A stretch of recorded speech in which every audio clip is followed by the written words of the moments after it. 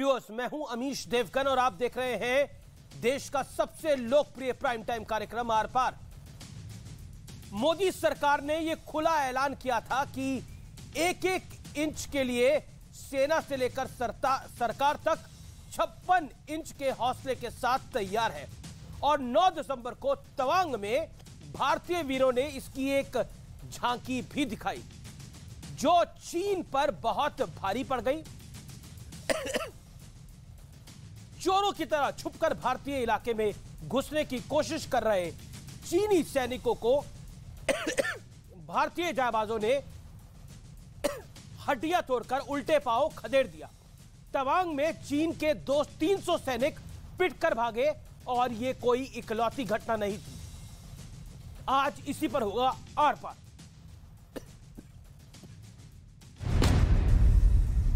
भारतीय सेना ने बहादुरी से पीएलए को हमारी टेरिटरी में अतिक्रमण करने से रोका और उन्हें उनकी पोस्ट पर वापस जाने के लिए मजबूर कर दिया। अध्यक्ष महोदय, ट्रेड इम्बैलेंस है, उसके बावजूद भी हमारे सेना मार खा रही है, हमारी जमीन में चीन घुसता है। अतिक्रमण हो रहे हैं, हमारे जमीन को कब्जा किए रखे हैं चाइना। नौ दिसंबर 2022 वो तारीख है जब चालबाज चीन ने एक बार फिर भारत की तरफ विस्तारवादी इरादे से कदम उठाया, लेकिन चीन शायद गलवान में भारतीय सैनिकों का गर्दन तोड़ पराक्रम भूल गया था। 9 दिसंबर 2022 को पीएलए ट्रुप्स ने तवांग सेक्टर के यांगसे एरिया में लाइन ऑफ एक्चुअल कंट्रोल पर अतिक्रमण कर स्टेटस को एक तरफा बदलने का प्रयास किया। भारतीय सेना ने बहादुरी से पीएलए को हमारी टेरिटरी में अतिक्रमण करने से रोका। इस झड़प में दोनों ओर के कुछ सैनिकों को चोटें भी आई हैं। ये 1962 के कमजोर दिल प्रधानमंत्री जवाहरलाल नेहरू का भारत नहीं है, ये 2022 के शेर दिल नरेंद्र मोदी का भारत है। एक तरफ देश के सैनिक सीमा पर पराक्रम दिखा रहे हैं, दूसरी ओर इस मुद्दे को अब मोदी विरोध के लिए बढ़ चढ़कर इस्तेमाल करने की होड़ लग गई। देश जानना चाहता है कि देश के प्रधानमंत्री आखिर इतना क्यों डर रहे हैं चीन का नाम लेने से, पॉलिटिकल लीडरशिप नहीं दिखा रहे हैं। यहाँ पर बुज़दिली के मज़ाहिर अगर कर रहा है तो देश के प्रधानमंत्री और सरकार कर रही है। पहले अगर गृह मंत्री जी कुछ कह दे तो इसका मतलब रक्षा मंत्री को अपने चेयर पे रहने का और कोई मायने नहीं रखते। इसलिए देश चलाता है कौन?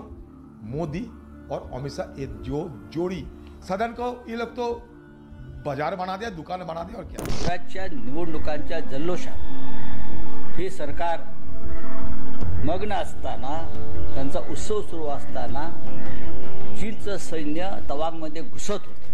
कांग्रेस के प्रहार पर गृह मंत्री अमित शाह ने भी तीखा पलटवार किया। अमित शाह ने सवाल पूछा कि जब रक्षा मंत्री ने दोनों सदनों में जवाब दे दिया तो फिर संसद को क्यों नहीं चलने दिया गया।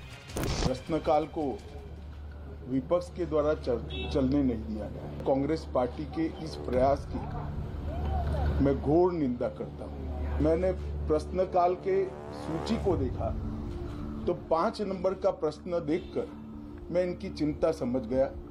5 नंबर के प्रश्न है राजीव गांधी फाउंडेशन के FCRA रजिस्ट्रेशन को रद्द करने के बारे में। अगर हमारी गलती है तो फांसी पे लगाओ, लेकिन इससे क्यों जोड़ रहे हो।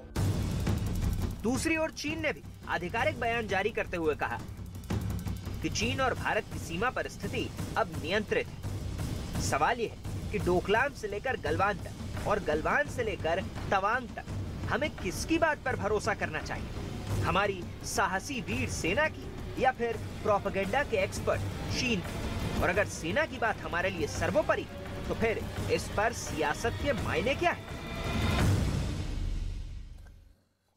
आज इसी पर होगा आर पार और आज का हमारा विषय है कि हमने सरहद पर खदेड़ा और संसद में बखेड़ा। 56 इंच वाले पराक्रम का विश्लेषण सुनिए। नए भारत कदम। तवांग में चीन के 300 सैनिक पिटकर वापस भागे। भारतीय सेना ने चीनी सैनिकों की हड्डियां तोड़ी। भारतीय वायुसेना ने चीन से ड्रोन को वापस खदेड़ा, यानी चीन का जो ड्रोन भारत की सीमा में घुसा था उसको वापस खदेड़ा गया। और साथ ही साथ एक बड़ा संदेश देने का प्रयास हुआ कि भारत का दम जबरदस्त है। और चीन की हेकड़ी लगातार निकली है। 2014 के बाद हर मोर्चे पर चीन पिटा है। गलवान में भारतीय सैनिकों ने गर्दन तोड़ पराक्रम दिखाया था, जिसमें कई चीनी सैनिकों की गर्दन तोड़ी गई थी और उनकी ग्रेव्स की तस्वीरें बड़ी वायरल हुई थी। अमेरिका की एजेंसियों ने भी कहा था कि भारत ने कितने चीन के सैनिक मार रहे हैं इनकी गिनती नहीं है, लेकिन अगर गिनती करेंगे तो 45 से 50 की श्रृंखला में ये निकलेंगे। डोकलाम में चीन का गरूर रौंदा गया था। सवाल, क्या भारत के पराक्रम पर विपक्ष बेवजह सियासत कर रहा है?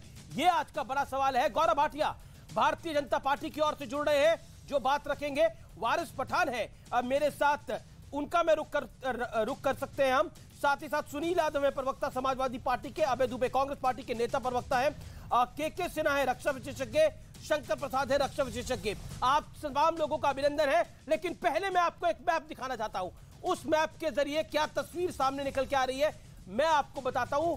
यह तवांग का इलाका है। तवांग के इलाके में किस तरह से, चाहे वो गलवान हो चाहे वो तवांग हो, दोनों जगह गर्दन तोड़ पिटाई भारत ने करी है। गलवान में और तवांग में हड्डियां तोड़ी है। यानी 900 दिन बाद गलवान घाटी में 20-21 जून को जो हुआ था और उसके बाद 9 दिसंबर 2022 को जो हुआ है तवांग में, वो अपने आप सबसे महत्वपूर्ण है। और आपको मैं कहूं, भारत और चीन का बड़ा लंबा बॉर्डर लगता है, तो चाइना को 2014 के बाद से एक स्ट्रॉन्ग हम कह सकते हैं सरकार का सामना भी करना पड़ रहा है, इसमें कोई दो राय नहीं है।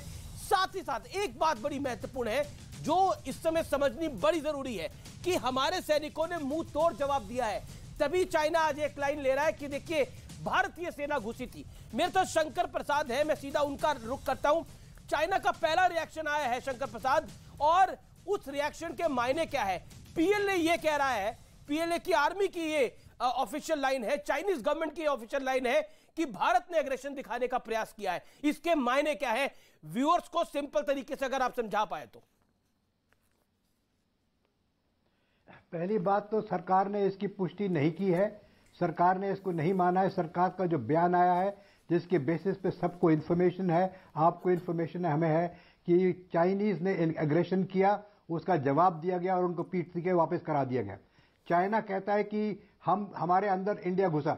मैं तो कहता हूं बड़ा अच्छा बात है अगर चाइना मानता है इस बात को कि भारत काबिलियत रखता है चाइना के अंदर घुस के उनकी पिटाई करने का, तो ये तो बड़ा अच्छा है। हम तो उनकी पिटाई करेंगे। अगर इस तरह से बिहेव करेंगे तब और भी घुसकर पिटाई करेंगे। तो देखिए, सच्चाई को छुपाने के लिए इसका उल्टा मतलब निकल सकता है।